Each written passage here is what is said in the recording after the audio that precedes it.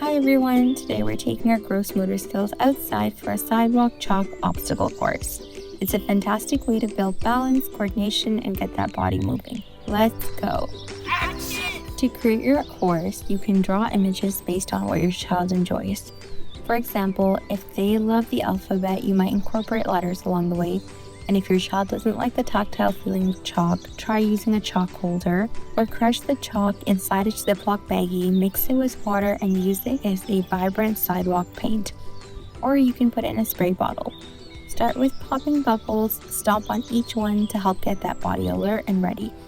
It's great for heavy work and proprioception that our muscles love. Now find the letters that start with your name. Searching and moving to the right spot helps with visual scanning and motor planning. Found it? Great work! Now follow the bumblebee by tracing this thin, wavy line just like a bee flying through the garden, or challenge yourself on the wiggle line by placing one foot directly in front of the other like it's a tightrope. Keep your arms out for balance, and this is great for core and stability and focus. You made it to the flower. Now land on those petals, spin as fast as you can. Spinning is a wonderful way to challenge your vestibular system.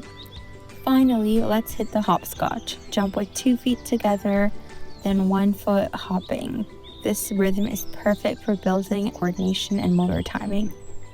You did it! You can make your course as long or as short as you like. Remember, moving your body is the goal. Have fun out there.